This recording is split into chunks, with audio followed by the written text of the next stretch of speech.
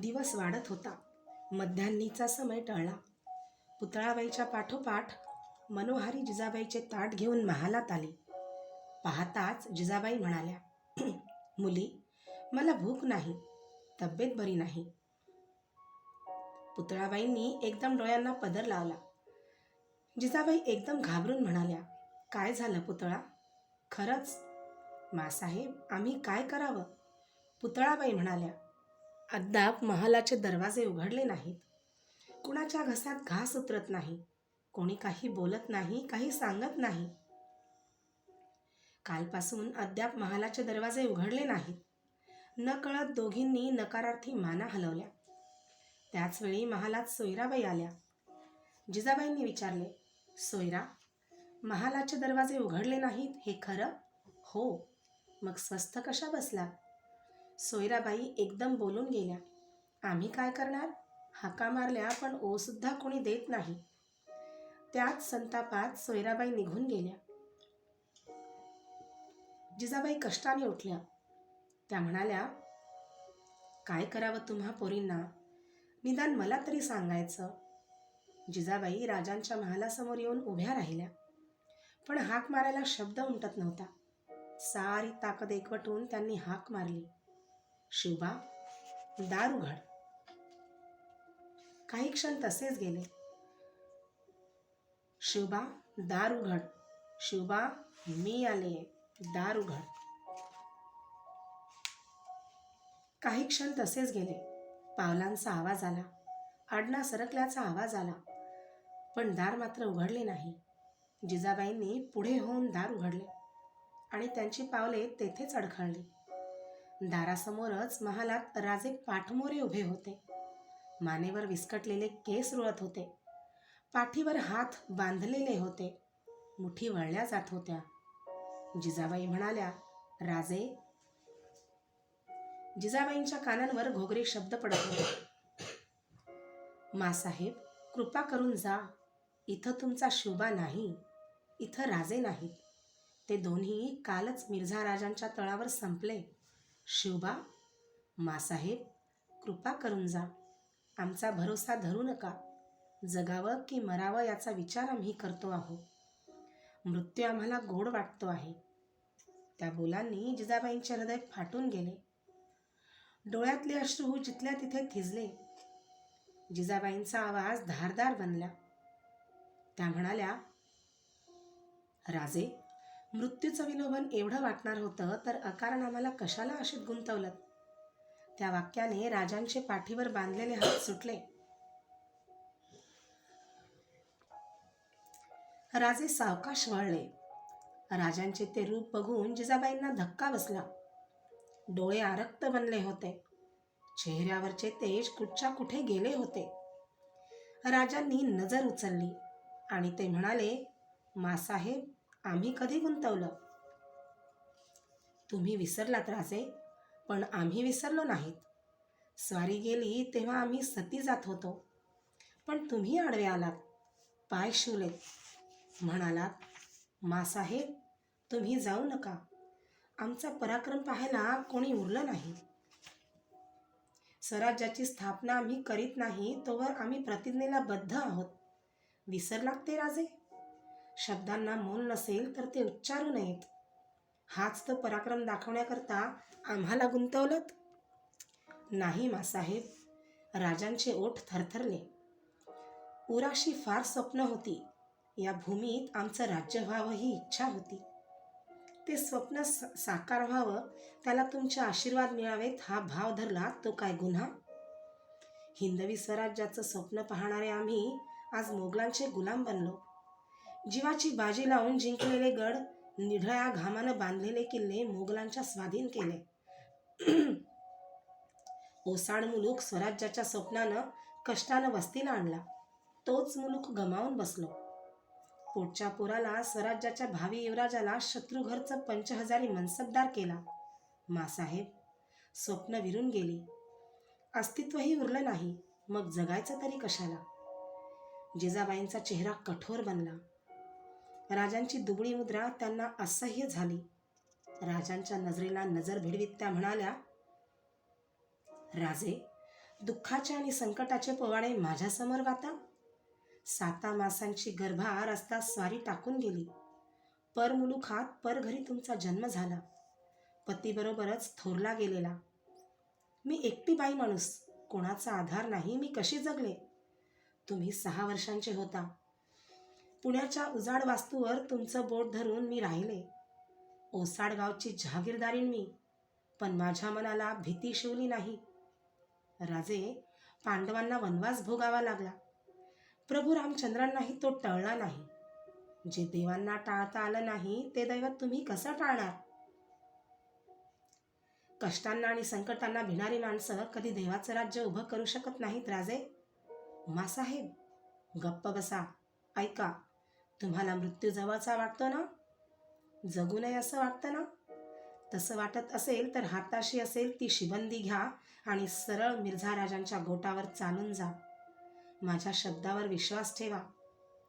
त्या रणांगणात तुमची खांडोळी उडाली तरी मी ते सहन करीन. पण राजे, जिजाबाईचा शब्द अडला. मूर्तिमंत तिरस्कार नजरेत प्रकटला. त्या त्वेषाने म्हणाल्या, पण राजे, या मातेच्या कुशीनं एका भ्याड नादान आत्महत्या करणाऱ्या पोराला जन्म दिला. हा ठपका माझ्या नशिबी लावू नका. मी जाते राजे. तुमचं तोंडही पाहणं नको वाटतं. राजे, तुम्हाला हवं ते करू शकता. जिजामाता वळल्या. थकल्या पावलांनी त्या जात होत्या. राजे धावले. त्यांनी समोर जाऊन मासाहेबांचे पाय धरले. पायांना मिठी घातली. राजे म्हणाले, नका मासाहेब. जगानं पाठ फिरवली, तुम्ही तरी पाठ फिरवू नका. आम्ही चुकलो. बोलू नये ते बोललो. ह्या गुन्ह्याला एवढी कठोर शिक्षा करू नका. शक्य झालं तर जे बोललो ते विसरून जा. आम्ही वचन देतो, आमची प्रतिज्ञा विसरणार नाही. आम्ही राजांना बोलवेना. जिजाबाई थरथरत वाकल्या. अश्रू झरत होते. गहीवरून राजांना उठवीत त्या म्हणाल्या, शिवबा, बाळ. आणि दोघे मिठीत बद्ध झाले. दोघेही अश्रू ढाळीत होते. सायंकाळी राजे सदरेत आले. त्यांनी उग्रसेन कच्छाहांची विचारपूस केली. राजांना हसतमुख पाहून साऱ्यांना धीर आला. रात्री राजे जिजाबाईचा निरोप घेण्यासाठी महालात गेले. राजे म्हणाले, शंभूबाळ उद्या जाणार खरं? हो, त्याची चिंता करू नका. मिर्झा राजांनी आम्हाला शब्द दिला आहे. बरोबर कोण जाणार? नेताजींना पाठवतो आहे. राजांनी जिजाबाईंचा निरोप घेतला आणि ते आपल्या महाली झोपायला गेले. दुसऱ्या दिवशी राजे सकाळी एकटेच आपल्या महाली बसले होते. त्यांनी शंभूबाळांना बोलावणे पाठवले. शंभूबाळ महालात आले. राजांना बिलगत ते म्हणाले, काय आबासाहेब? बाळराजे, आम्ही तुम्हाला मुद्दाम बोलावलं. आता तुम्ही लहान नाही. राज्याची जबाबदारी आता तुम्हीही उचलायला हवी. आम्ही ते काम तुमच्यावर टाकलं तर कराल? हो. बाळराजांनी मान डोलावली. राजे हसले. म्हणाले, पहा, बेत बदलाल? मुळीच नाही. सांगाल ते आम्ही करू. राजांनी पटकन संभाजीराजांचा मुका घेतला. बाळराजांना मोकळे करीत ते म्हणाले, बाळराजे, मिर्झा राजांचा आणि आमचा तह झाला आहे. तह पूर्णपणे पाळला जाईपर्यंत आमचे युवराज म्हणून तुम्ही मिर्झा राजांच्याकडे जायला हवं. संभाजीराजांची नजर कावरी बावरी झाली. त्यांनी विचारले, एकटा? राजे क्षणभर थांबले. नजर वळवून ते म्हणाले, राजे, राजांच्या नशिबी एकटेपणच असतं. त्याची आत्तापासूनच तुम्हाला सवय करायला हवी. मग जाल? हो. आणि हे पहा बाळराजे, तुम्ही जायला निघाल. तुमच्या मासाहेबांचा, तुमच्या आईसाहेबांचा निरोप घ्याल तेव्हा त्यांनी जरी डोळ्यात पाणी आणलं तरी तुम्ही रडायचं नाही. युवराज कधी रडत नसतात, समजलं? बाळराजे ताठ उभे राहिले. छाती फुगवून ते म्हणाले, आबासाहेब, आम्ही मुळीच रडणार नाही. शाब्बास. मिर्झा राजांच्या इथं मानानं राहा. तुम्ही 5,000 मनसबदार बनणार आहात. काही हट्ट करू नका, काही मागू नका. मिर्झा राजांना आजोबा म्हणत चला. तुमच्याबरोबर नेताजी काका येत आहेत.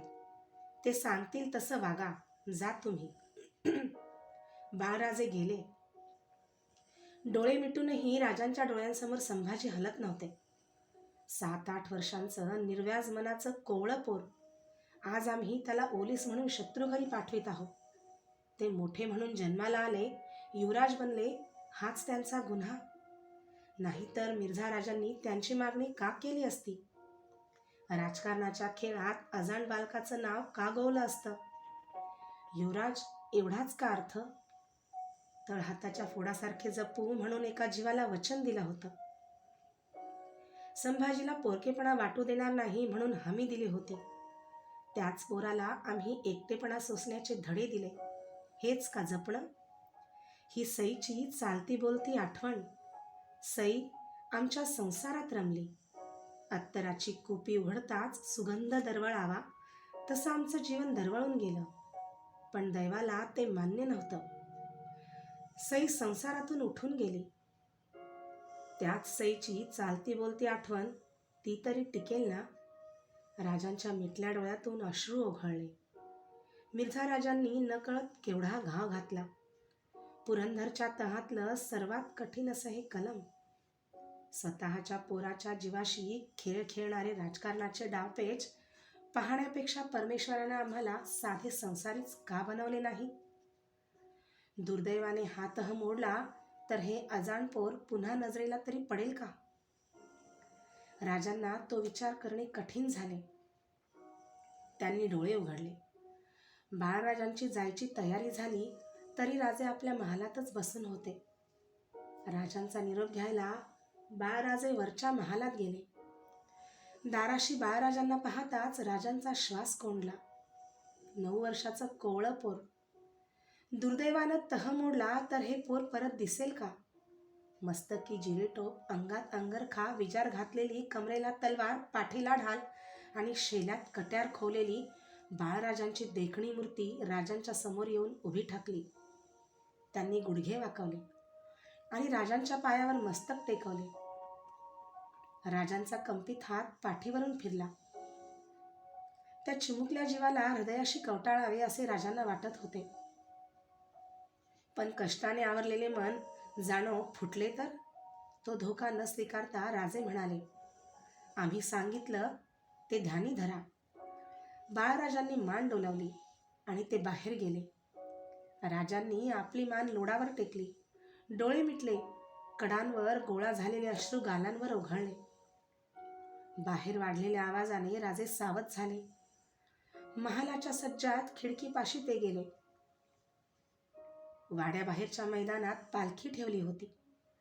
नेताजी वगैरे मंडळी पालखीभोवती उभी होती. राजांनी बाळराजे पालखीत बसलेले पाहिले. साऱ्यांनी मुजरे केले.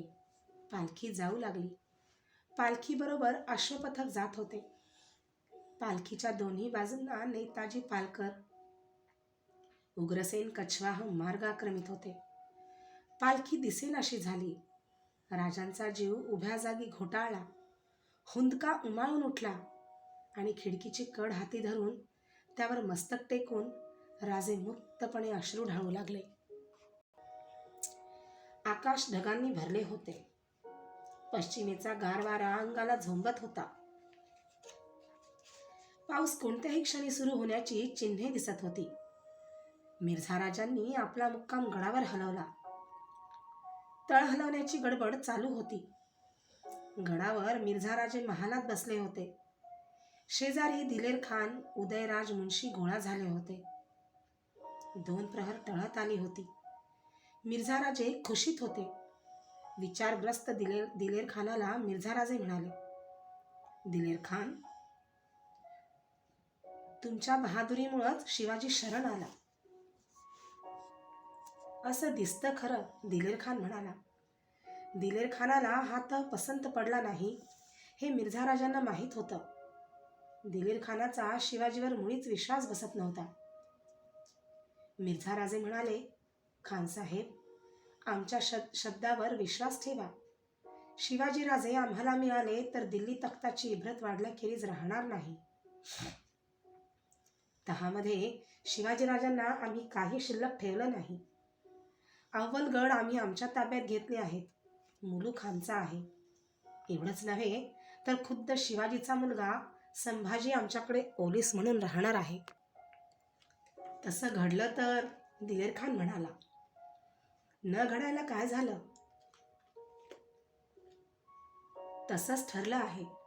ठरणं आणि घडणं यात जमीन आसमानाचं अंतर आहे.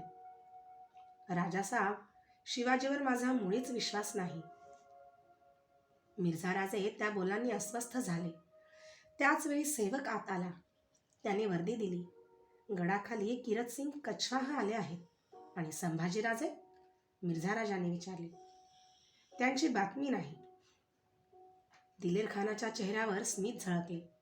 दिलेर खानाने विचारले, राजाजी, कुमार किरतसिंग कोंढाणा ताब्यात घेण्यासाठी गेले होते ना? मिर्झा राजांनी मान डोलावली. दिलेर खानाने विचारले, मग एका दिवसात गडाचा ताबा घेतला? आणि गडाचा ताबा मिळाला तर किरतसिंग का आले? मिर्झा राजे गोंधळले. त्यांना उत्तर सुचेना.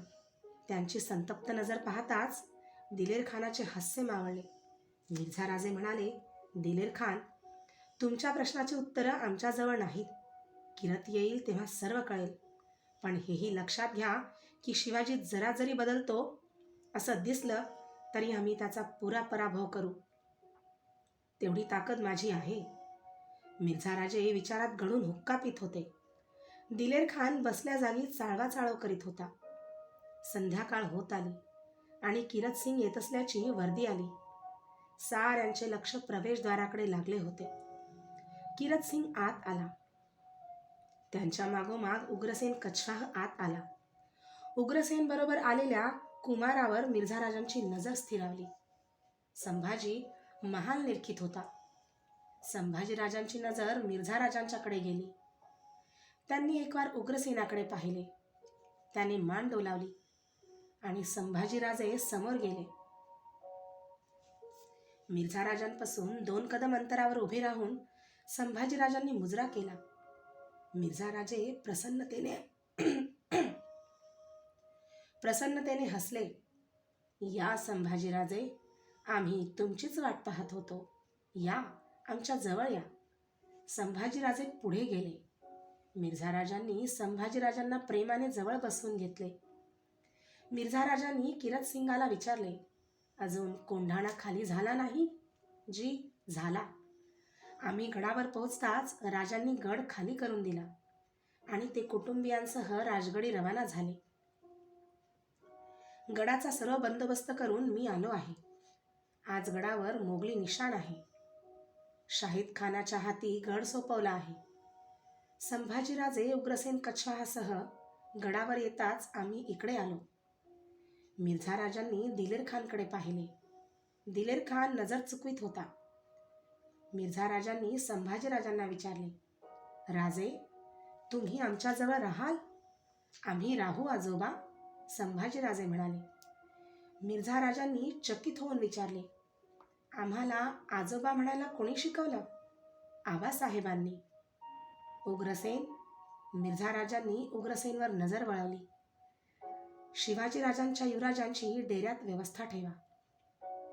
ते आमच्याबरोबर राहतील. नेताजी पालकर आत आले. त्यांनी मिर्झा राजांना मुजरा केला. नेताजींच्या उमद्या व्यक्तिमत्वावर मिर्झा राजांची नजर खिळली. किरतसिंगाने ओळख करून दिली. हा नेताजी पालकर युवराजांच्या बरोबर आला आहे. मिर्झा राजे हसले. ते म्हणाले, किरत, शिवाजीची माणसं हरहुन्नरी असतात. त्यांच्या कामावर फसून चालत नाही. हा युवराजांचा रक्षक नाही. हा नेताजी शिवाजीचा सेनापती आहे. दुसरा शिवाजी. असा याचा लौकिक आहे. सामान्य माणूस युवराजांच्या बरोबर पाठवला जाईल कसा? काय नेताजी, आम्ही म्हणतो ते खरं ना? नेताजी नुसते हसले. पावसाला सुरुवात झाली होती. दिलेर खान म्हणाला, बारिश सुरू झाली. आमच्या यशाचा निम्मा वाटा त्यालाच आहे. एवढे बोलून मिर्झा राजांनी हुक्क्याची नळी हातात घेतली. मिर्झा राजे समाधानाने हुक्का पित होते. संभाजीराजे सर्वांच्यावरून नजर फिरवत होते. समया प्रज्वलित केल्या जात होत्या. समई प्रज्वलित होताच संभाजीराजांनी समईला हात जोडले. ते उठले आणि मिर्झा राजांचे पाय शिवत म्हणाले, आजोबा, आम्ही पाया पडतो. मिर्झा राजांनी कौतुकाने बाळराजांच्या पाठीवरून हात फिरवला आणि प्रेमभराने त्यांनी संभाजीराजांना जवळ बसवून घेतले. पावसाने झड धरली होती. राजगडाचा आसमंत धुक्याने आणि पावसाने भरून गेला होता. नजर टाकावी तिकडे कड्यावरून कोसळणारे प्रपात नजरेत येत होते. वेगाने खळखळत उतरणाऱ्या ओढ्यांचे आवाज घुमत होते. राजे सदर बैठकीत बसले होते. मोरोपंत, अनाजी या मंडळींच्या बरोबर आनंदराव, येसाजी, तानाजी ही मंडळी सदरेवर हजर होती. पुरंदरचा तह झाल्यापासून 2 महिन्यांच्या अवधीत तहाप्रमाणे सर्व किल्ले मिर्झा राजांनी ताब्यात घेतले होते. मोकळ्या केलेल्या गडांवरचे गडकरी शिबंदीसह राजांच्याकडे येत होते. राज्य गेले होते, फौज राहिली होती. आपल्या विश्वासाने गोळा झालेल्या या फौजेचे आता काय करायचे हा विचार राजांना बेचैन करीत होता.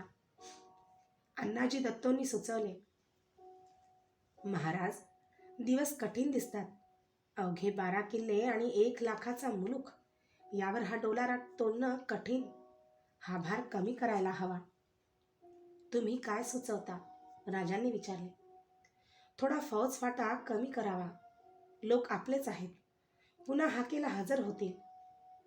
राजे हसून म्हणाले, केवढी महत्वाची गोष्ट सांगितलीत अनाजी, आणि तीही किती सहजपणे. शास्ता खान आमच्या मुलुखात आल्यापासून आजतागायत आमचा 12 मावळ हुरपळला गेला. वस्त्या उठल्या, लोक बेघर झाले, पण आमच्या शब्दावर विश्वास ठेवणाऱ्यांचा विश्वास उडाला नाही. त्यांनी आमची सोबत सोडली नाही. ते निष्ठेनं जवळ राहिले. आज आम्ही त्यांना चाकरीतून कमी केलं तर गरज लागताच धावत येतील. एवढी विश्वासू माणसं, ती जर हातची सोडली तर मग आमची पारख काय होईल? नाही अनाजी, आम्ही हे करणार नाही. पण राजे, एवढी शिबंदी मुरवायची कुठं? आनंदरावांनी विचारलं. आनंदराव, त्यात अडचण कसली? आमचे अद्याप 12 गड आहेत. त्याखालचा मुलूक आहे. ही सवड मिळते तोवर सारे गड मजबूत करून घ्या. सारी शिबंदी गडांवर जाऊ दे. तिचा भार आम्हाला व्हायचा नाही. श्रींच्या कृपेनं जे संपादन केलं ते त्यांचंच आहे.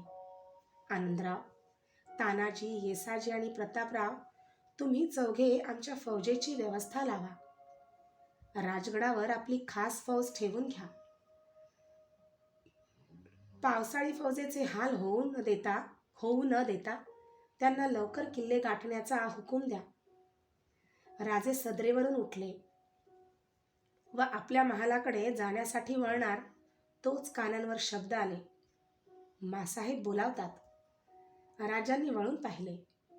पुतळाबाई दारात उभ्या होत्या. राजांनी सुस्कारा सोडला आणि ते वळले. जी व्यथा राजे भोगीत होते तीच व्यथा जिजाबाईही सोशीत होत्या. जिजाबाईंचा चिंतातूर चेहरा पाहून राजांचा जीव कळवळून जाई.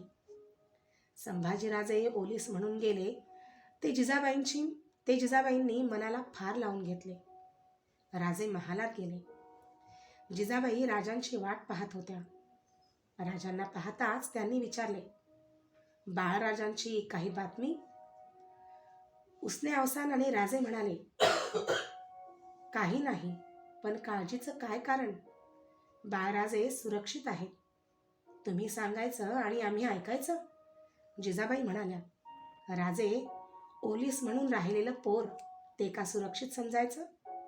मासाहेब, आम्ही अनेक वेळा सांगितलं, आजही सांगतो. बाळराजे इथं जेवढे सुरक्षित नाहीत तेवढे तिथं सुखरूप आहेत.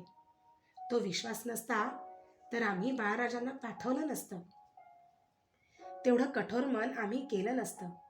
ठीक आहे, जे कराल ते खरं. जिजाबाई म्हणाल्या. मासाहेब, आमची याद बरी केली होती. सदरेवर सारे आले होते असं कळलं. हो मासाहेब, खाली केलेल्या गडांची शिबंदी गडकरी येत आहेत. मग त्यांना काय सांगितलं? अण्णाजी दत्तोंनी आम्हास सल्ला दिला. राजे म्हणाले, कसला सल्ला? गड गेले, मुलूख गेला. आता एवढी फौज ठेवणं परवडायचं नाही. तेव्हा फौज कमी करावी असा सल्ला दिला. मग फौज कमी केली. फौज कमी करून बिचारे जाणार कुठं? मिर्झा राजांनी साऱ्यांना ठेवून घेण्याची तयारी दाखवली होती. पण बिचारे सरळ आमच्याकडे आले. त्यांना कसं सोडणार? आम्ही सर्वांना ठेवून घेतलं आहे. 1,00,000च्या मुलुखावर भागणार नाही. त्यासाठी एकदा आमचा कोकणचा मुलूक पाहून यायचं ठरवलं आहे. काहीही करून ही माणसं राखायला हवीत. काही नसता त्यांनी एवढा पसारा मांडला. त्यांना कुठं वाऱ्यावर सोडणार? आज 12 गड आहेत. या 12 गडांचे 1200 करायचे झाले तर हीच माणसं करतील. त्या बोलांनी राजांना समाधान वाटले. राजे उठत म्हणाले, आम्ही येतो. शिवबा. राजे परत थांबले. जिजाबाई म्हणाल्या, आम्हाला बाळराजांना पाहावंसं वाटतं. गेले 2 दिवस आमचा डोळा फुरफुरतो आहे. जीवाला चैन नाही. पण ते कसं शक्य आहे मासाहेब? आम्ही भेटायला गेलो तर ते बरं दिसणार नाही. शिवबा, काय केलं हे? हवं ते करायचं होतं, पण आजाण पोरावर टांगती तलवार का धरली? मासाहेब, आमच्यावर विश्वास ठेवा. मिर्झा राजे शब्दाचे सच्चे आहेत. ते बाळराजांना जीवापाड सांभाळतील. त्यांच्या केसालाही धक्का लागणार नाही. शत्रूचा भरोसा किती द्यावा? त्यालाही मर्यादा आहेत.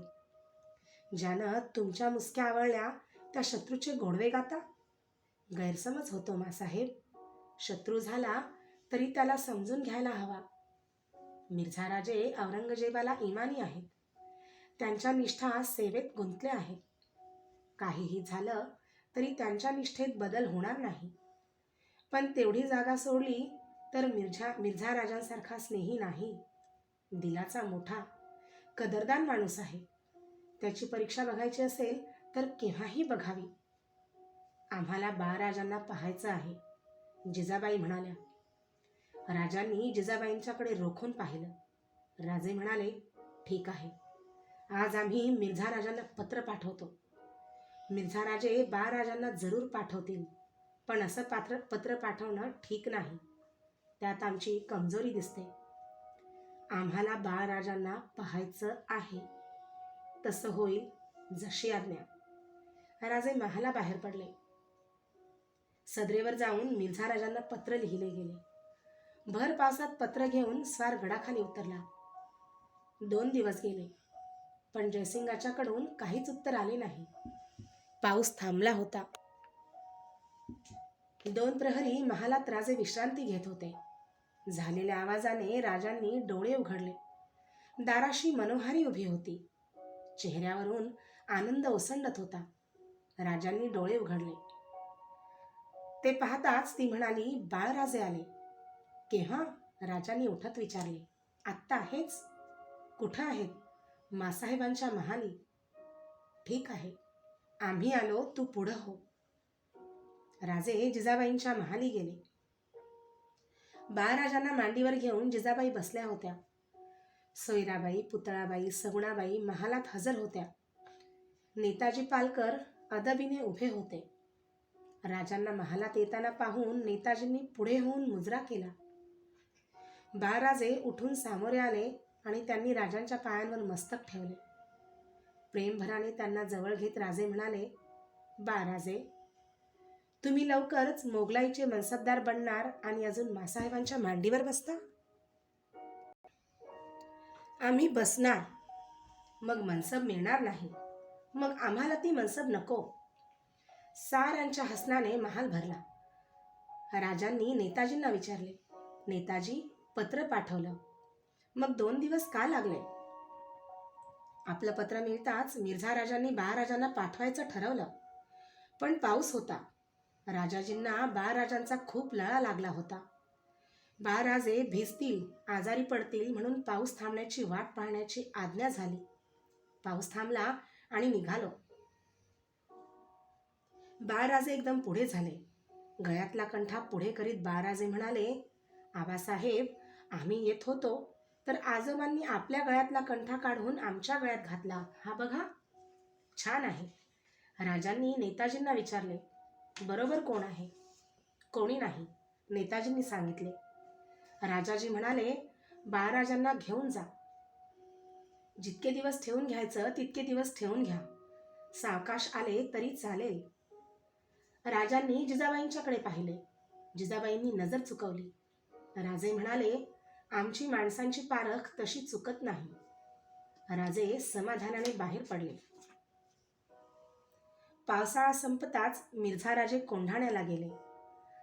ज्या गडापुढे जसवंतसिंगाने सुलतान ढवा करूनही माघार घेतली, तो गड मिर्झाराजांना बघायचा होता.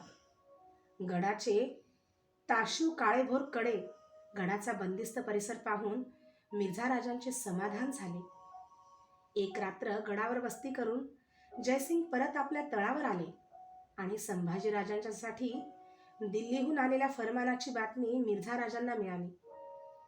संभाजीराजांना फरमानाचा स्वीकार करण्यासाठी तातडीने पाठवण्यासाठी मिर्झाराजांनी राजगडला पत्र पाठवले.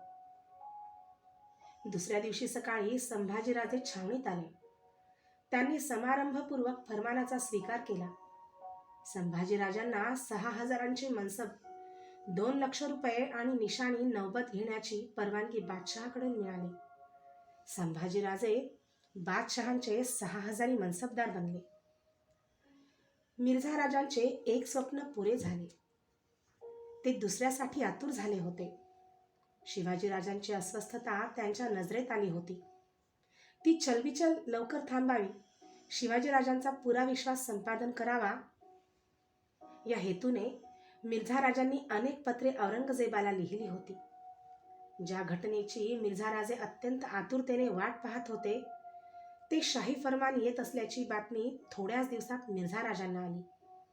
शिवाजीराजे त्यावेळी तळ कोकणात होते. मिर्झाराजांचे स्वार तातडीने रवाना झाले. मिर्झाराजांचे पत्र वाचताच शिवाजीराजे मिर्झाराजांच्या छावणीवर दाखल झाले. मिर्झाराजांनी आनंदाने राजांचे स्वागत केले.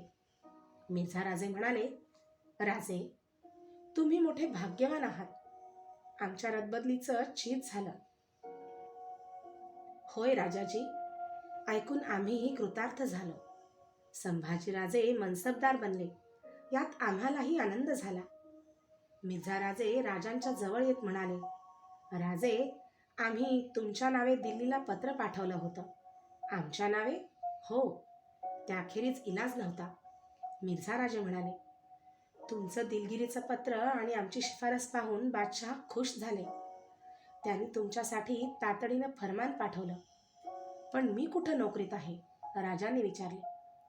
त्याचसाठी मी तुम्हाला भाग्यवान म्हटलं. फरमान निघाल्याचं कळताच तुम्हाला तातडीनं बोलावून घेतलं.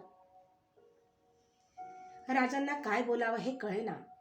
आंढा घेऊन ते म्हणाले, बादशहा थोर मनाचे, म्हणून त्यांची मेहेर नजर माझ्यावर झुकली. पण राजाजी, मी त्यांच्या फरमानाला पात्र नाही.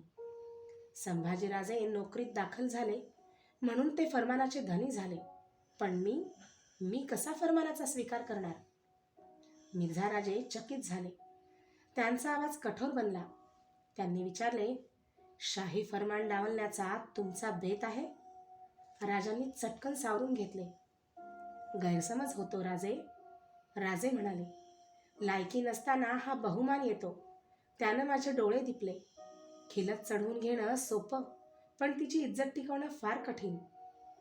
मिर्झाराजांच्या चेहऱ्यावर हास्य उमटले. पुढे होऊन त्यांनी राजांचे खांदे पकडले व ते म्हणाले, राजासाहेब, माझ्यावर विश्वास ठेवा. बादशहांची सेवा करण्यातच तुमचं माझं कल्याण आहे. तुमच्यावरचा रोष जावा, तुमच्यावर कृपा व्हावी, ह्याच इच्छेनं मी धडपडत होतो. फरमान हे त्याचंच फळ आहे. आता लवकरच शाही फरमान घेऊन दाखल होईल. त्याचं रिवाजाप्रमाणे स्वागत व्हायला पाहिजे. पण राजाजी, मी सारं जाणतो. फरमानाच्या स्वागताचा मी पुरा बंदोबस्त करीन. राजे, दिलेर खान बादशहांच्या खास मर्जीतला, पण त्यालाही रिवाज सोडून असं फरमान आलं नाही. साऱ्यांना ह्या तुमच्या मरातवाचं कौतुक वाटणं स्वाभाविक आहे. या समारंभात काही उणं पडलं तर चटकन तुम्हाला दोष लावला जाईल. तेव्हा सर्व काळजीपूर्वक रिवाजाला धरून करा. त्यानं तुमची त्याचबरोबर माझीही इब्रत वाढेल. मान डोलवण्याखेरीज राजांच्या हाती दुसरे काही नव्हते. राजे बेचैन बनले. ज्यांनी आपली हयात मोगली सत्तेला विरोध करण्यात खर्च केली, ज्यांच्या सामर्थ्यापुढं आदिलशाहीला नमावे लागले, शास्ताखानाला पळून जावे लागले, त्याच शिवाजीराजांना फरमान येत होते. बादशहांच्या कृपेची निशाणी, बादशहांचा आशीर्वाद, पृथ्वी तलावरचा अलौकिक मान. त्या खास फरमानात बादशहाची मेहर नजर लिहिली असेल. त्यावर मेहंदीने रंगवलेल्या खुद्द बादशहांच्या हाताचा छापा असेल. त्याचा स्वीकार राजे करणार होते. फरमानाला पायी सामोरे जाऊन गुडघे टेकून ते स्वीकारायला हवे. राजांचा संताप उसळत होता, पण मुठी वळत होत्या. पण कष्टाने राजे आपला संताप आवरीत होते. मिर्झा राजांचे सारे सरदार राजांच्या ह्या भाग्याचा हेवा करीत होते. राजांचे अभिनंदन करीत होते. उसने अवसानाने राजे आनंद दर्शवित होते. मिर्झा राजांनी फरमानाचे स्वागत करण्यासाठी छावणीपासून 3 कोसांवर फरमान यायच्या वाटेवर चांगली जागा पाहून फरमान बाडी उभारली. भव्य शामियाना तेथे उभा केला. त्या जागी शिवाजीराजे फरमानाचे स्वागत करणार होते. दिल्लीवरून येणाऱ्या फरमानाचे टप्पे दररोज छावणीत कळत होते. फरमान भेटीचा दिवस ठरला. राजे पहाटे स्नान करून सरदारांसह फरमानबाडीकडे चालू लागले. शाही फरमानाला पायी सामोरे जायचे हा रिवाजच होता. राजांच्या बरोबर मिर्झा राजांचा मुलगा किरत सिंग व बक्षी जानी बेग होते. सारे शामियान्यात फरमानाची वाट पाहत होते. ऊन तळपत होते. चारी बाजूंच्या हिरव्या गर्द मुलुखात मोकळ्या असलेल्या माळावर फरमानबाडी उभारण्यात आली होती. शामियाना भव्य होता. शामियान्याच्या चारी बाजूंना सोन्याचे कळस सूर्यकिरणात तळपत होते. मोगलाईचा हिरवा झेंडा शामियान्यावर फडकत होता. शामियान्याच्या दोन्ही बाजूंना अश्वदळ उभे होते. अत्यानंदामुळे राजे अस्वस्थ बनले आहेत असे समजून बेग राजांना फरमान स्वीकारण्याचे रिवाज समजावून देत होता. राजे ते ऐकत होते. ते ऐकत असता डोळ्यात गोळा होणारे अश्रू कष्टाने आवरत होते. चालत आल्याने पायातल्या चढावांवर गोळा झालेल्या धुळीकडे राजे पाहत होते. त्याचवेळी नौबतीचा गंभीर नाद निनादला. किरत सिंग म्हणाला, फरमान आले. राजांनी चढाव काढला आणि ते शामियान्याच्या बाहेर गेले. मागोमाग किरत सिंग बेग हे होतेच. राजे रस्त्यावर आले. त्यांनी नजर टाकली. दूरवरून अश्वपथक येताना दिसले. अश्वपथक नजरेत आले. अश्वपथकामागे फरमानाचा उंट होता. मोगल निशाण फरमानाची जागा दाखवित होते. राजा साहब, फरमान करीब आ रहा है. आया. राजांनी अंगठा गिळला. त्यांची मान झुकली. गुडघे टेकले गेले. तप्त धुळीत अश्रू ठिपकत होते. तांबड्या मातीत पडणारे ते थेंब घर करीत होते. क्षणात सुकत होते. फरमानाच्या स्वागतासाठी शामियान्याबाहेरील वाद्यांचा गजर चालू होता. अश्वपथक पुढे गेले. फरमानाचा उंट सामोरा आला. उंट बसला. किरत सिंग बक्षी जानी बेग सामोरे गेले. फरमान उतरले गेले. अत्यंत अदबीने ते फरमान राजांच्या पसरलेल्या हाती ठेवले गेले. राजांनी फरमान मस्तकी लावले. बंदुकीच्या सलामी झडल्या. नौबती दुमदुमल्या. फरमान घेऊन राजे उभे राहिले. राजांच्या डोळ्यांकडे पाहताच किरत सिंग उद्गारला, राजा साहब, ये क्या? आपकी आंखों में आंसू? राजांनी हसून बोटांनी अश्रू निपटले आणि ते म्हणाले, किरत सिंग, कोणी सांगितलं की अश्रू दुःखाच्याच वेळी येतात म्हणून? आनंदाच्या वेळीही ते येतात. वाद्यांच्या गजरात बंदुकीच्या आवाजात शाही फरमान घेऊन राजे तळावर आले. मिर्झा राजांनी एखाद्या वीराचे स्वागत करावे तसे राजांचे स्वागत केले. राजांच्या स्वागतासाठी सज्ज केलेल्या शामियान्यात दिलेर खानासह सर्व सरदार उपस्थित होते. राजे आता त्यांच्यापैकी एक बनले होते. राजांना आलेला पोशाख, शाही खिल्लत पाहून साऱ्यांना राजांच्या यशाचे कौतुक वाटत होते. तख्ताचा कालचा शत्रू तह होताच खिलतीचा मानकरी होतो आणि बादशहांसाठी अहोरात्र खपत असलेले मोगली सरदार बाजूला राहतात, याचा अनेकांना खेद वाटत होता. पण बोलून दाखवण्याचे धाडस कुणात नव्हते. शामियानात चाललेले शिवाजीचे कौतुक सारे पाहत होते, आनंद दर्शवित होते. औरंगजेबाने शिवाजीला राजा हा किताब बहाल केला होता. मिर्झा राजांनी शिवाजी महाराजांना प्रेमभराने आपल्या बैठकीवर बसवून घेतले. शिवाजी राजांच्या कमरेला कुठेच हत्यार नाही हे ध्यानी येताच मिर्झा राजांनी विचारले, राजासाहेब, आपली तलवार कुठं आहे? शस्त्राविना आपला पोशाख विजोड दिसतो. राजे स्मित वदनाने म्हणाले, राजाजी, मी शरणागत, निशस्त्र भेटीला यावं अशी आपलीच आज्ञा. त्यामुळं आम्ही शस्त्र बाळगलं नाही. शस्त्र नसलं तर उणीव भासते खरी, पण जर चुकून शस्त्र उतरवून ठेवायला सांगितलं तर मरणप्राय दुःख होतं. राजासाहेब, परमेश्वरा शपथ सांगतो, आमच्या ध्यानी आलं नाही. जेव्हा आम्ही मैत्रीचा हात पुढं करतो तेव्हा त्यात एवढाही खोटेपणा ठेवीत नाही. आमच्या लक्षात आलं नाही आम्ही चुकलो. राजाजी, थांबा. मिर्झा राजांनी किरत सिंगाला हाक मारली. त्याच्या कानात काहीतरी सांगितले. किरत सिंग त्वरेने बाहेर गेला. शामियान्यात मद्याचे प्याले आणले गेले. सारे मद्याचे घोट घेत होते. राजे सरबत घेत होते. किरत सिंग आत आला. त्याच्या मागून येणाऱ्या सेवकाच्या हाती रेशमी आच्छादन घातलेले तबक होते. मिर्झा राजांनी आच्छादन उघडले. तबकात रत्नजडित मुठीची तलवार आणि तशीच कट्यार होती. मिर्झा राजांनी तलवार राजांच्या दुशेल्यात खोवली. कट्यार शेल्यात नीट बसवली.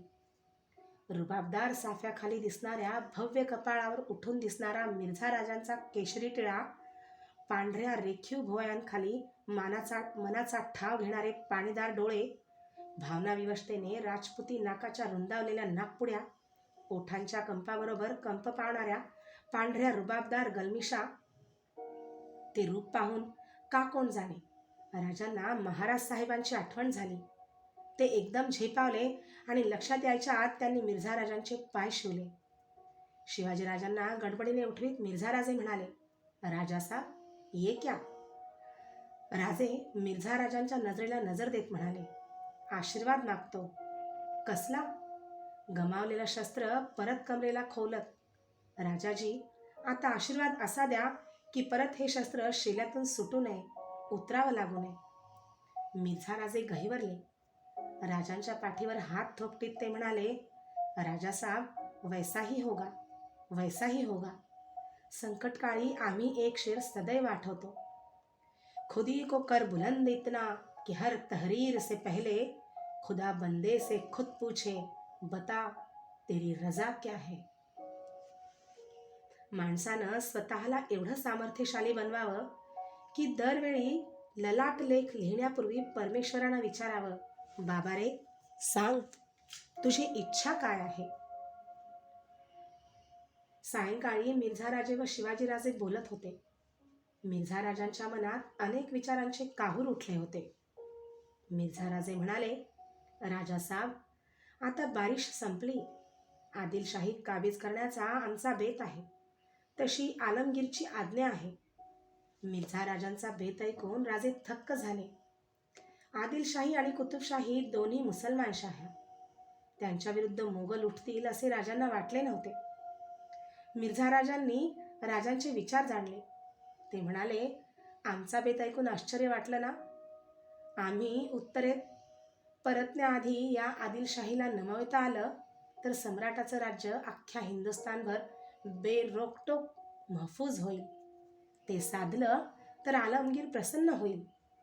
राजांनी मान डोलवली. राजांनी विचारले, केव्हा मोहीम काढणार? लवकरच काढू. आमच्या मनात तुम्ही मदत करावी असं आहे.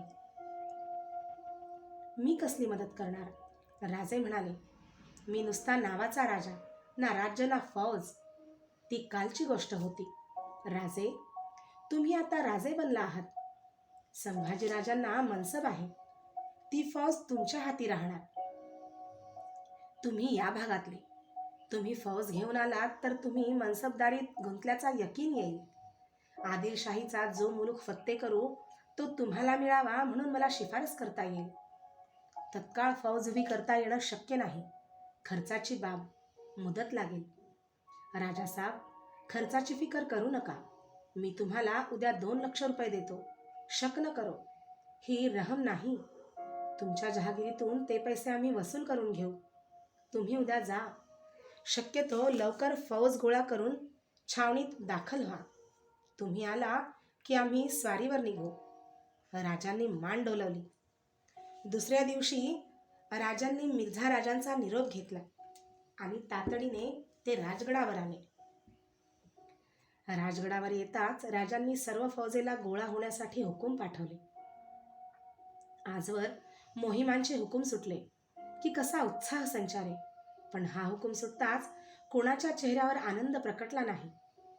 राजे गडावरील आपल्या महालात विचार करीत बसले होते. नुकतेच बाळाजी आवजीला पत्र सांगून राजे मोकळे झाले होते. राजांनी मिर्झा राजांना फौज गोळा होत असल्याचे लिहिले होते. बाळाजी आवजीने मुजरा केलेला पाहताच राजांची नजर दाराकडे गेली. जिजाबाई आत येत होत्या. त्यांच्याबरोबर संभाजीही होते. जिजाबाईंना पाहताच राजे उठून उभे राहिले. बाळाजी आवजी आदबीने महालात गेले. राजे बाळराजांना जवळ घेत म्हणाले, मासाहेब, आम्हाला बोलवायचं होतं, आम्ही खाली आलो असतो. जिजाबाई म्हणाल्या, आता बोलवून तरी काय उपयोग? तुम्ही काही बोलत नाही, सांगत नाही.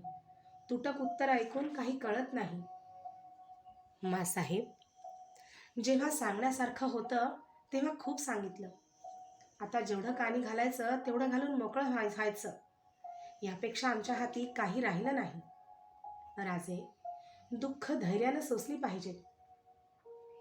मासाहेब, किती धैर्य आणायचं? राजे अस्वस्थपणे येरझाऱ्या घालीत होते. एकदम ते थांबले. जिजाबाईंच्या नजरेला नजर देत म्हणाले, मासाहेब, आम्हाला फरमान आलं. एका कागदी भेंडोळ्याच्या काय थाट. त्याच्या स्वागताला पायी जायचं. फरमानबाडीपाशी तिष्ठत उभं राहायचं. फरमानाचा उंट दिसला की रस्त्यावर अनवाणी जाऊन गुडघे टेकून बसायचं. उंट जवळ आला तरी मान वर करायची नाही. फरमान बादशहांची साक्षात प्रतिमा ना. राजे, ऐका मासाहेब, उंट बसला की फरमानाचा खालच्या मानेनं स्वीकार करायचा. फरमान मस्तकी लावायचं आणि ते डोक्यावर घेऊन फरमानबाडीपासून छावणीपर्यंत यायचं. शिमग्यातील मिरवणूक देखील एवढी उपहासाची नसेल. आम्ही मोहिमेला जाणार तर आम्हाला परवडायचं नाही म्हणून मिर्झा राजांनी आमच्या हाती 2 लाख रुपये ठेवले. मग ते घेतले. दुबळ्याला सूड उगायला तेवढीच जागा होती. राजे भेसूर हसले. जिजाबाईंच्या डोळ्यातले अश्रू पाहताच राजे उफाळले. मासाहेब, तुमच्या डोळ्यात पाणी? आम्हाला आत्महत्या करणारा भेकड मुलगा नको होता ना?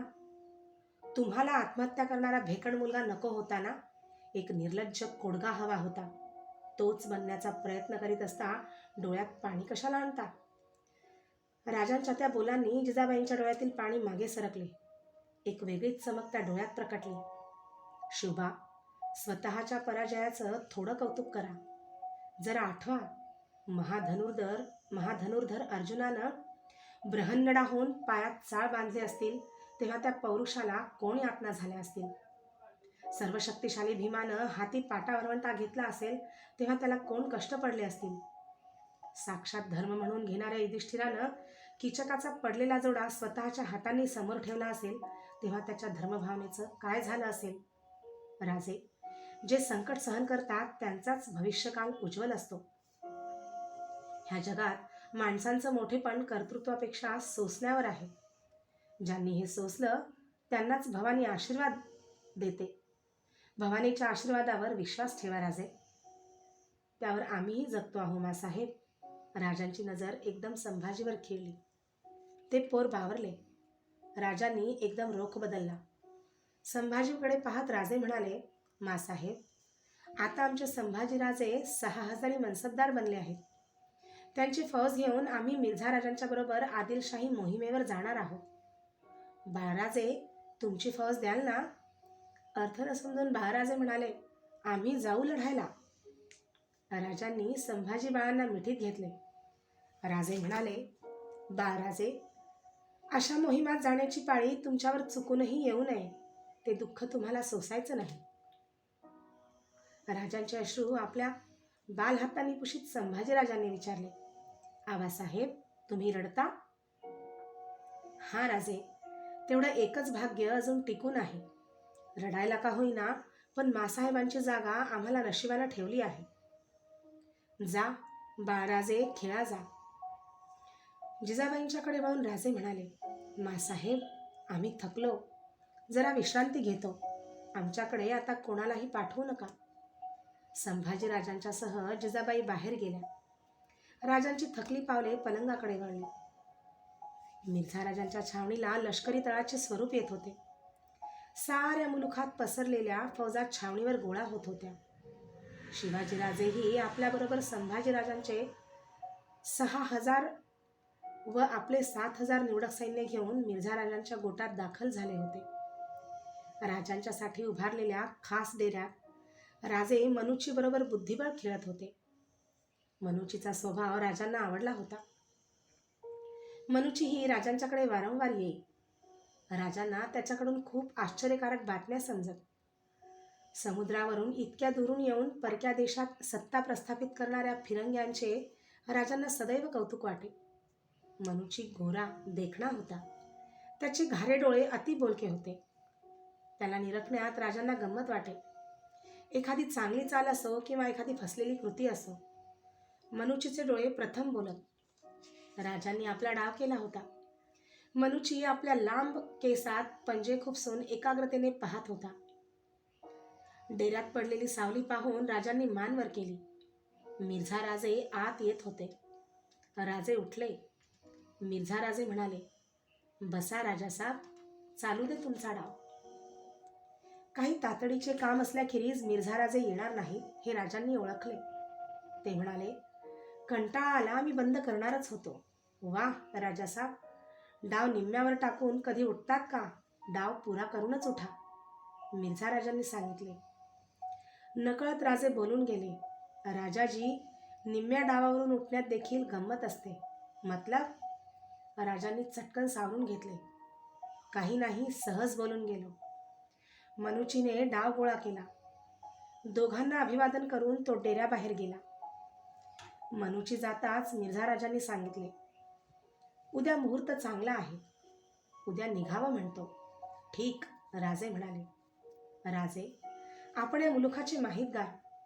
आपल्याला आघाडीवर ठेवावं असं आमच्या मनात आहे. जशी आज्ञा. तुमच्याकडून याच उत्तराची अपेक्षा होती. बऱ्याच गोष्टी अजून पाहायच्या आहेत. आम्ही चलतो. मिर्झा राजे जाताच राजांनी नेताजींना बोलावून घेतले. स्वारीच्या सर्व सूचना दिल्या. पहाटेच्या नगाऱ्याच्या आवाजाने छावणी जागी झाली. हत्तीचे ओरडणे, घोड्यांचे खिंकाळणे, उंटांचे आवाज त्यांनी छावणी भरून गेली. दिवस उगवायला राजे मिर्झा राजांच्या डेऱ्यासमोर गेले. पाठोपाठ नेताजी, प्रतापराव, आनंदराव, येसाजी ही मंडळी चालली होती. मिर्झा राजे डेऱ्यासमोर उभे होते. त्यांच्या शेजारी किरतसिंग, उग्रसेन, दाऊद खान, दिलेर खान उभे होते. शिवाजीराजे समोर येताच मिर्झा राजे म्हणाले, या राजे, आम्ही तुमचीच वाट पाहत होतो. मोहिमेची सुरुवात कोठून करावी याचा विचार आम्ही करत होतो. राजांना प्रश्नाचा रोख समजला नाही. दिलेर खान म्हणाला, राजासाहेब, मोहिमेची सलामी आपलीच होऊ दे. हे ते आम्हाला मान्य नाही. आपले स्मित लपवीत दिलेर खान म्हणाला, मग फलटण पासूनच सुरुवात होऊ दे. फलटण? राजांनी विचारले. हां, तो आदिलशाहीचा मुलूक आहे ना. ताथवड आणि फलटण घेतलं की विजापूरचा रस्ता खुल्ला होईल. चेहऱ्यावर काही भाव न दाखविता राजांनी ते मान्य केले. दिलेर खानाचा पहिला आकस राजांना दिसून आला. खुद्द राजांची लाडकी सखुबाई फलटणच्या महाजीला दिलेली. जावयावर चालून जायची कामगिरी सासऱ्यावर आली होती. राजांनी नेताजीला फौजेसह कूच करण्याचा हुकूम दिला. कूचाची नौबत झडली आणि मराठ्यांची फौज तळावरून पुढे सरकली. चांदी सोन्याच्या दागिन्यांनी सजवलेला मिर्झा राजांचा हत्ती डेऱ्यासमोर आला. हत्तीच्या गळ्यातल्या चांदीच्या घाटेचा आवाज उठत होता. नक्षीदार रौप्य होदा हत्तीच्या मखमली झुलीवर शोभत होता. हत्ती येऊन बसला. शिडी लावली गेली. मिर्झा राजे म्हणाले, राजासाहेब चला, मी पालखीतून येईन ना. छे, तुम्ही आमच्या बरोबरीनं असावं असं आम्हाला वाटतं. मिर्झा राजांच्या पाठोपाठ राजे हौद्यात बसले. ऊन लागू नये म्हणून दोघांवर अब्दागिरी धरण्यात आली होती. हत्तीबरोबर भालदार व मिर्झा राजांचे रक्षक चालत होते. मिर्झा राजांनी शिवाजी राजांचे एवढे कौतुक करावे हे दिलेर खानासारख्या सरदारांना रुचले नाही. मिर्झा राजांची फौज आदिलशाहीच्या रोखाने जात होती. नीरा नदीपाशी फौज आली. मिर्झा राजांनी शिवाजी राजांना आघाडी दिली. राजांनी तेथे गोळा झालेल्या आपल्या सैन्याला हुकूम सोडले. मराठी सैन्य फलटणवर तुटून पडले. पुराचा लोंढा यावा तसे मराठी सैन्य पुढे घुसत होते. फलटण पडले. पाठोपाठ ताथवडचा किल्ला सर झाला. विजापूरकरांचे खटाव सर झाले आणि नेताजीने मंगळवेढ्याचा किल्ला कब्जात आणला. राजांच्या नेतृत्वाने मिळालेले यश मिर्झा राजांना कौतुकास्पद वाटले. त्यांनी राजांची तारीफ दिल्ली दरबारात कळवली. आदिलशाहीचा मुलूक काबीज करीत विजय संपादन करीत फौजा तळकोकणात शिरल्या. इलास खानाला राजाच्या सैन्याने कोकणातून हुसकावून लावले. मोगल सैन्य चालून येते हे पाहताच आदिलशाहीने लढाईची सिद्धता केली. विजापूरच्या आसपासचा मुलूक उद्ध्वस्त करून सर्व पाण्याची ठिकाणे विष टाकून निकामी केली. आदिलशाही निकराच्या लढ्याच्या तयारीने मोगली फौजेची वाट पाहत होते. विजयाचे भान हरपलेले मोगली फौज आपल्या दिमाखात विजापूरपासून 6 कोसांवर येऊन थडकली आणि अचानक आकाशात लोळ उठावा तशी आदिलशाही फौज मोगल सैन्यावर तुटून पडली. मोगलांना आपला तोल सावरता आला नाही. मोगल सेनेने माघार घेतली. मोगलांचे 14,000 लोक आणि अनेक सरदार या लढाईत कामी आले. आलेल्या अपयशाने मिर्झा राजांची झोप उडाली. या पराभवाचे कारण काय हेही त्यांना कळत नव्हते. छावणीत मिर्झा राजे सचिंतपणे बसलेले असता संतप्त दिलेर खानाने डेऱ्यात प्रवेश केला. मिर्झा राजांनी मानवर करताच दिलेर खान उसळला. राजाजी, आम्ही सांगत होतो ते पटलं काय? हा पराभव कुणामुळे झाला? हा त्या शिवाजीचा डाव आहे. मिर्झा राजे राजपूत म्हणून गय करायला गेलात, त्यानं बरोबर तोंडघशी पाडलं. दिलेर खान, खोटं वाटतं? शिवाजीला आघाडी दिली. त्यानं सरळ मोगली फौज आदिलशाहीच्या तोंडात दिली.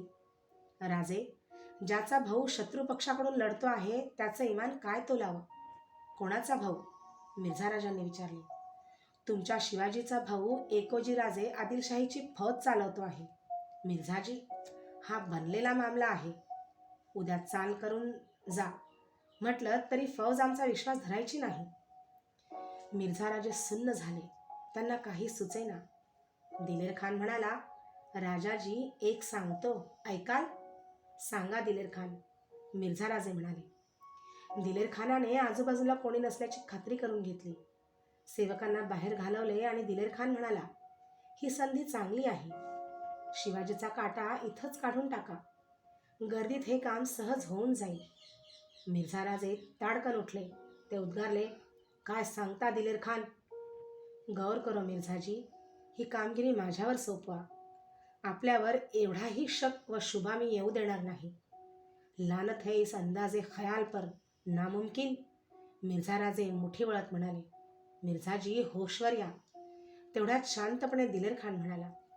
त्याच्या डोळ्यात वेगळी चमक उठत होती. तो सांगत होता, हा शिवाजी साधा नाही. त्याच्याजवळ शेरे बब्बरचा हौसला आहे. रेड्याची निर्भयता आहे. हा सल्तनीचा काटा बादशहाला कधीच स्वस्थता लाभू देणार नाही. हा काटा काढला तर बादशहांना आनंद होईल. खामोश! मिर्झा राजे किंचाळले. त्यांचे सारे अंग थरथरत होते. मिर्झा राजे 2 पावले तसेच मागे हटले. दिलेर खानाकडे बोट करीत ते घोगऱ्या आवाजात म्हणाले, दिलेर खान, हम राजपूत है. शिवाजी राजा को हमने बैयत दी है. त्यांनी लढाईत बेईमानी केली नाही याची मला खात्री आहे. जर राजांच्या जीवाला धोका झाला तर? दिलेर खान, यह कभी न भूलना, राजा की जान को अगर कुछ खतरा हुआ तो हम तख्त और सल्तनत का लिहाज न कर सकेंगे. कुछ इस पर भी गौर व फिक्र करो. मिर्झाजी, ओठांवर जीभ फिरवीत दिलेर खान म्हणाला, काही बोलू नका. फौजा माझ्या हाती आहे. शहेनशहांचा विश्वास माझ्यावर आहे. दिलेर खान, परत असला विचार करू नका. ही आमची आज्ञा आहे. जा. दिलेर खान निघून गेला. मिर्झाजी थकून बैठकीवर बसले. एक विचार जन्माला आला होता. तो आता थांबणे कठीण होते. शिवाजीराजे मोगल फौजेत असुरक्षित होते. मिर्झा राजांना चैन पडेना. ते तसेच उठले आणि शिवाजीराजांच्या डेऱ्यात गेले. मिर्झा राजांना आलेले पाहताच सारे उठून बाहेर गेले. झालेल्या पराभवाने शिवाजीराजेही सचिंत बसले होते. मिर्झा राजे बसत म्हणाले, राजासाहेब, दिसला नाहीत म्हणून आम्ही आलो. राजाजी, आपल्याला तोंड दाखवायला जागा राहिली नाही म्हणून मी आलो नाही. शिवाजीराजे म्हणाले, लढाईत जय पराभव हे चालायचंच. एखादी लढाई हरली म्हणून पराभव होत नाही. राजे, तुम्ही निष्ठेनं लढला हे मी पाहिलं आहे. त्याचं मोल मला अधिक आहे. मिर्झाजी, एक विनंती आहे. कसली? सेनेचं नेतृत्व दुसऱ्या कुणाकडे तरी द्या. मी त्यांच्या हाताखाली लढेन. मी केलेलं नेतृत्व साऱ्यांना रुचेल असं वाटत नाही. मनातून बिथरलेली सेना त्वेषानं लढत नसते राजाजी. मिर्झा राजांना शिवाजीराजांचे कौतुक वाटले. न बोलताही त्यांना सारे कळत होते. मिर्झा राजे म्हणाले, आता बदल करून चालणार नाही. बदल केला तर आलेल्या अपयशाच्या धनीपण सरळ तुमच्यावर देईल. येईल. दोघे विचारात पडले. राजे एकदम म्हणाले, मिर्झाजी, एक सुचवू? सांगा ना. आपण मला स्वतंत्र मोहीम द्या. पन्हाळा भागाची. मला माहिती आहे. तिकडे मला पाठवल्यास मी माझ्या फौजेच्या मदतीनं पन्हाळा काबीज करीन. त्या प्रांतात एवढा धुमाकूळ घालीन की माझ्या बंदोबस्तासाठी आदिलशाहीला मोठं सैन्य पाठवावं लागेल.